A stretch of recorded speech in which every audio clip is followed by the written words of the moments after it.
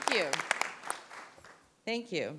Normally, a root canal would be preferable to speaking publicly.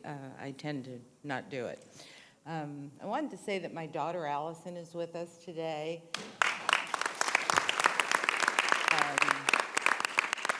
Absolutely unwavering support, and I'll never forget that. And her eldest daughter, one of our 7 grandchildren, with us as well.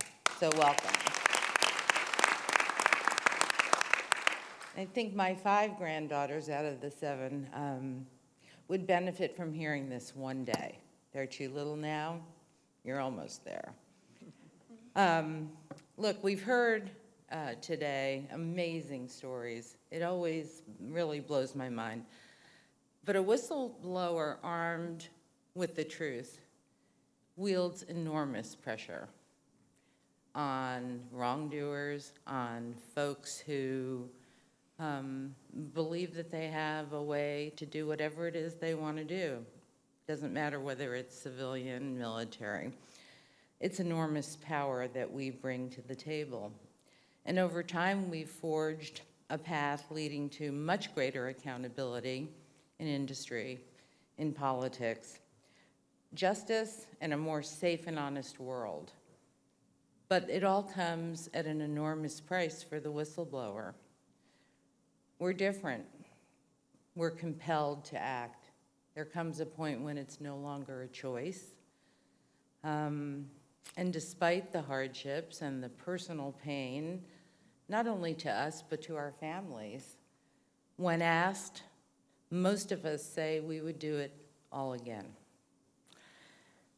You know, in my case, had the circumstances been similar, and had the sitting incumbent been a Republican, I would have acted no differently at all. It was simply at its core about left and right. It was never, or rather, it was always about right and left. No,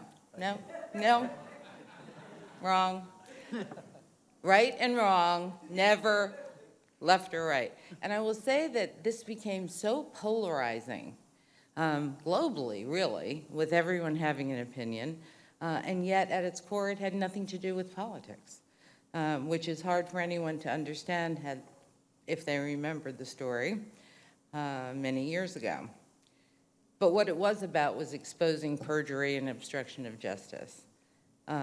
It just simply was never about politics. We talk a lot about whistleblower protections, and I think enhanced protections are long overdue. For instance, I believe that all of us as whistleblowers will not be fully protected until those who actively perpetrate the retaliation are individually, personally held accountable.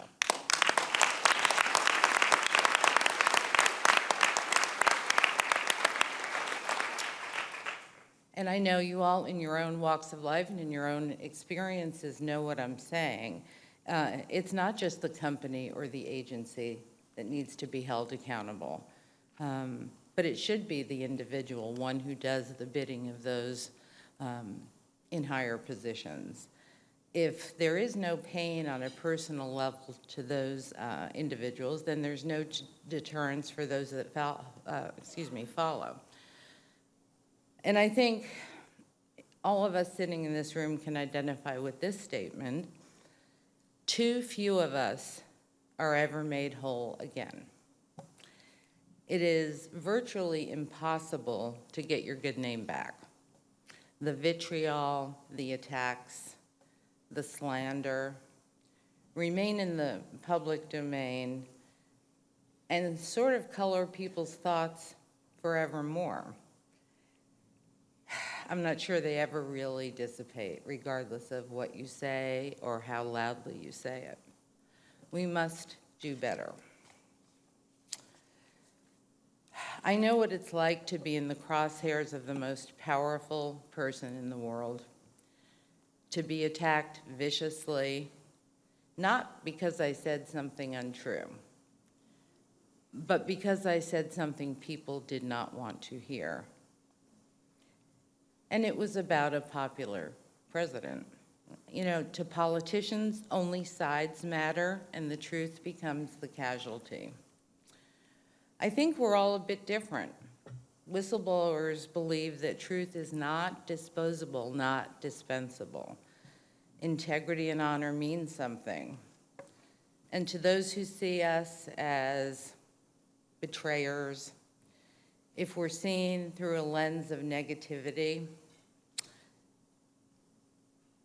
then my question to them is, if I'm not a team player, whose team? Whose team? You know, in my case, my duty, Steve talked about duty, my oath was to the office of the presidency, to the institution, not to the sitting incumbent. And I was true to that oath. I told the truth, but I do fault myself for not having the gumption or the courage to do it sooner. I was faced with a culture of corruption, and again, this is not partisan in any way, that was infecting the office of the presidency. I was quiet for many years. I was afraid on many levels to speak up. There was a quote, and I will give you that quote. Open quote, "We will just have to destroy them." End quote. I first heard these startling words in the West Wing of the White House. They were chilling. They were not directed at me. But in early 1998, I began to fully comprehend what the politics of personal destruction really means.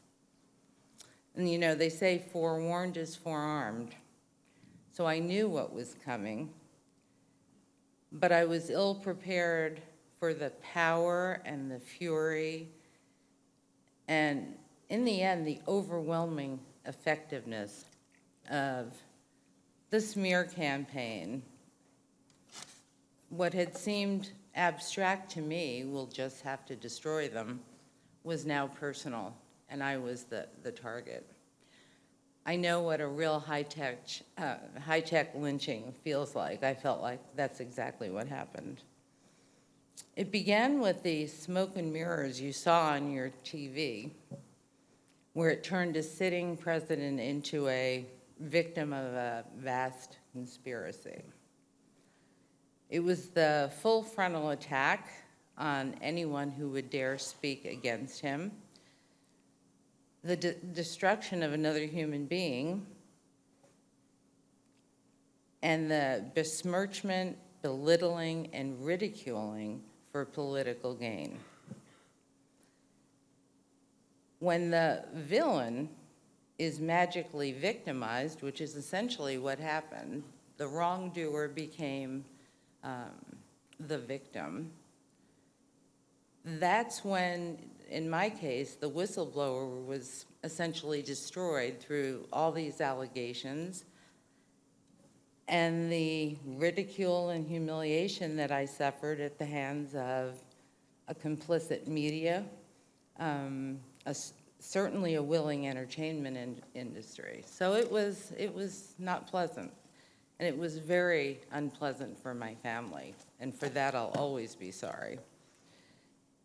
You know, there are two things that I think we got out of today with a lot of the speakers, actually.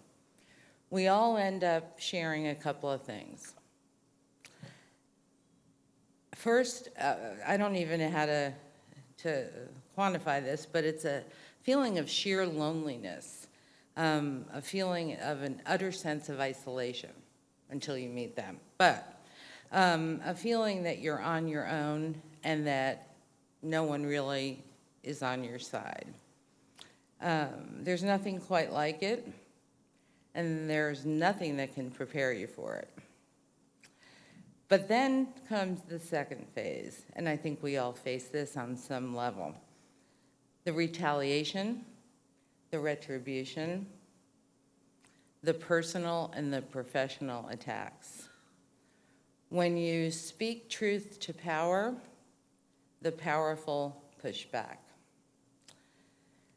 When this story broke, the 24-hour news cycle was in its infancy. Back then, it was normal news at normal times of day, and there was just so much they could fit in. However, that changed. My story was tailor-made for this very thing. And for me, it was the birth of advocacy journalism. It was a time when reporting took a backseat to opinion journalism and slant. And it was all filtered, most importantly, through a political lens.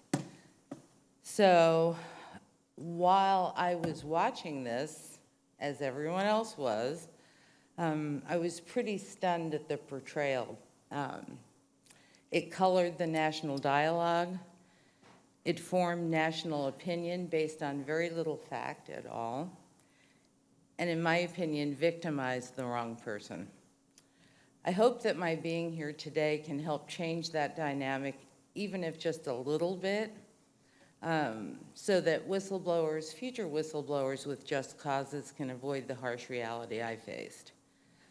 I blew the whistle on not just a powerful person, but the most powerful person in the world.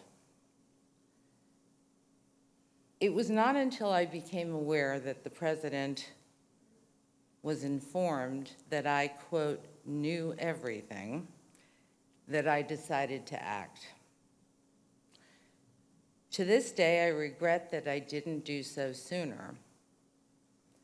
But when, in July of '97, that I became aware of what he knew, I threw caution to the winds and accepted that my career, my livelihood, my pension, and by then I think it had spanned a good 7 years, federal civil service. I knew all of it would be a casualty of the action I was going to take. And to those out there who say I did this for personal gain, I say, standing here 20 years later, what did I stand to gain then or now? I stood to lose everything, and in fact, I did. And yet, if I had to do it all over again, I would.